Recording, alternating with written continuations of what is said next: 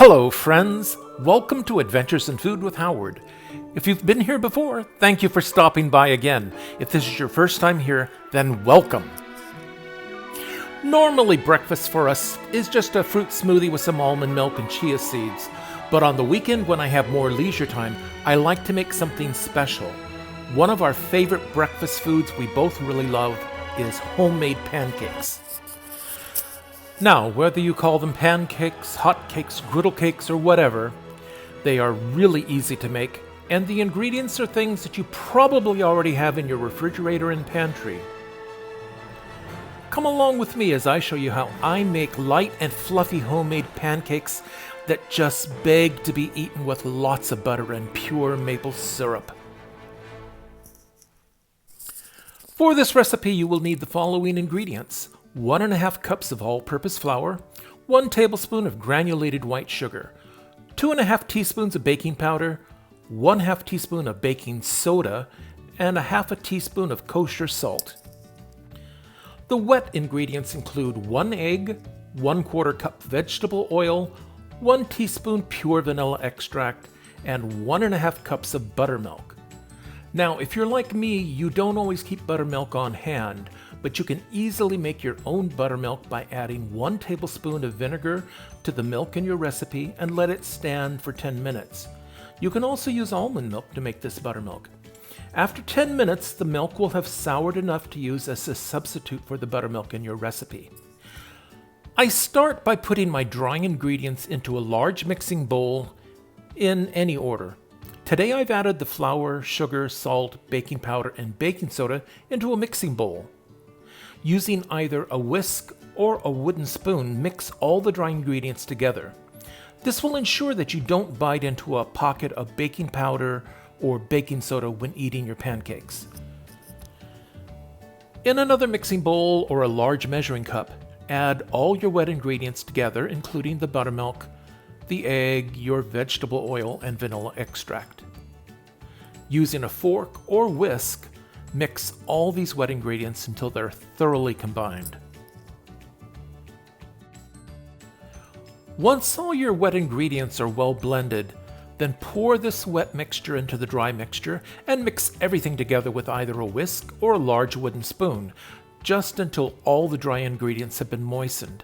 It's important not to overmix this batter or it will toughen your pancakes. Now, it's okay if your batter is lumpy, but it's also important to make sure that there aren't any large pockets of unmixed flour stuck to the bottom or sides of the mixing bowl. So use your spoon or whisk to scrape the bottom and sides of the mixing bowl.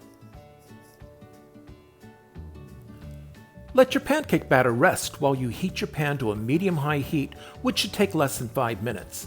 When your pan is hot, lightly butter or spray your pan and immediately add between 1/4 cup to 1/3 cup of pancake batter for each pancake that you're going to make. The amount of pancake batter will obviously determine the size of your pancake.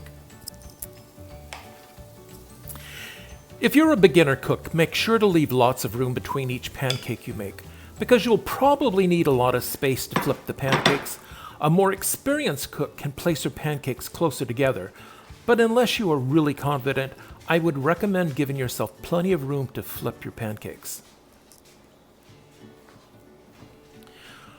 Once you've placed your pancake batter in your pan, you want to leave the pancake undisturbed so it can brown evenly on the bottom.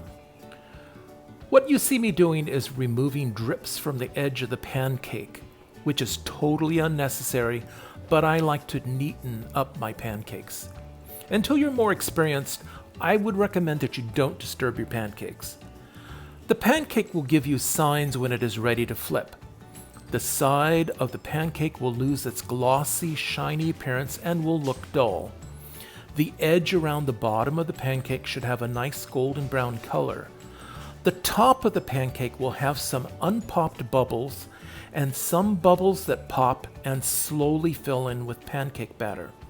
Some of the popped bubbles will not fill in, and that is a sure sign that your pancake is ready to turn over.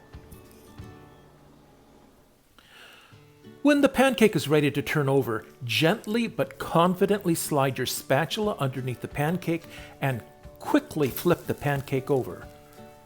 Repeat this process as soon as each pancake shows signs that it needs to be turned. Since not all pans heat evenly, do not assume that if one pancake is ready to flip, that they all are ready to flip. Check each pancake for the signs that it's ready to turn over. The second side of the pancake will cook much faster than the first side, so check the pancake after it's been cooking about 90 seconds on the second side. If the second side of the pancake is a nice golden brown, remove the pancake from the pan and place it on a warm plate, and either serve them immediately or keep them warm in a 200-degree Fahrenheit oven while you cook additional pancakes. Once all your pancakes are ready, serve them as soon as possible with plenty of butter and maple syrup. If your butter is ice cold, I recommend softening it in a microwave oven for about 10 to 12 seconds. Softened butter spreads very easily on hot pancakes, whereas your pancakes can tear if you try to spread ice cold butter on them. You can also warm your maple syrup in the microwave for a few seconds, especially if your maple syrup is stored in your refrigerator and is ice cold. Alternatives to butter and maple syrup could be fresh fruit and whipped cream, or a honey and cream cheese blend. Whatever your preference, I hope you enjoy this homemade breakfast classic as much as we do.